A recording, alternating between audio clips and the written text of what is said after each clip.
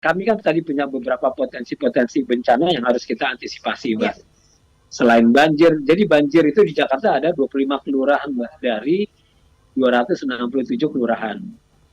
Oke.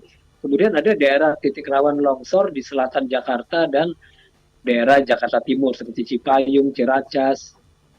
Longsor juga selain di bantaran kali sungai, potensinya ada di daerah yang konturnya perbukitan, Mbak. Mm-mm. Misalnya perbatasan Cinere, Jagakarsa, Pondok Labu.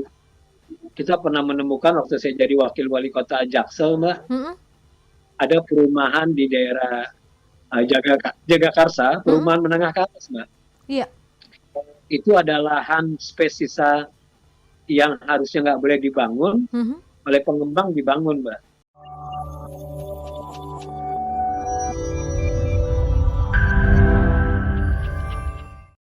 Kalau misalnya, untuk mengantisipasi atau pencegahan atau seperti krisis manajemen, seperti apa sih yang Pak Isnawa lakukan dalam 2 tahun ini, Pak? Ada inovasi ataupun, seperti kunjungan ke negara lain kah atau seperti apa, Pak Isnawa?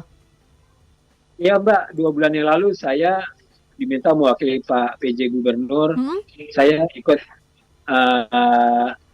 Crisis Management Conference CMC di Tokyo, Jepang. Ya. Yang menariknya saya di sana, saya juga paparan, ada 14 kota mewakili 14 negara. Jadi ada dari Taipei, Mhm. ada dari Durban, ada yang dari Kuala Lumpur, macam-macam, Mbak. Jadi kita saling tukar pikiran, diskusi bagaimana mewujudkan kota yang tangguh bencana.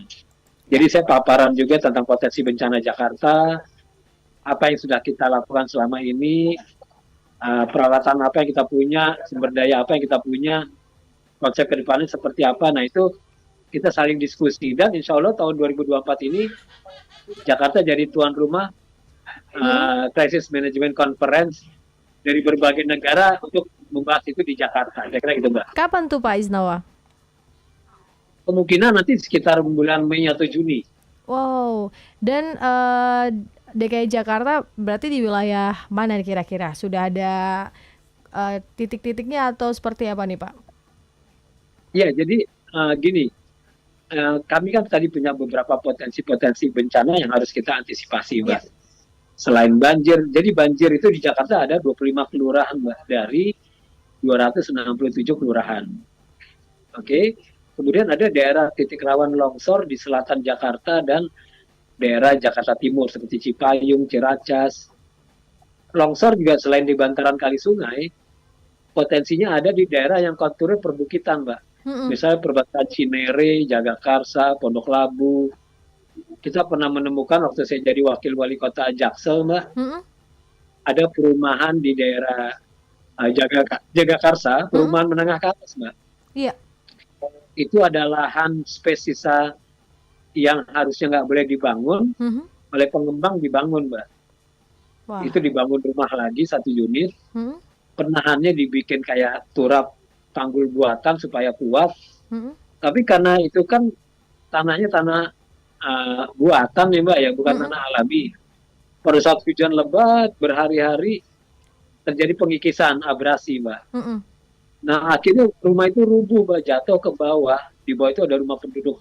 Menimpa. Ya biasalah Mhm. warga biasa menimpa sampai ada yang meninggal dunia. Ya. Nah ini kan lokasi-lokasi memang rawan harus kita antisipasi. Atau saya pernah menemukan di daerah Pasar Minggu, Lenteng Agung, ada rumah yang tinggal separuh, Mbak Puspa.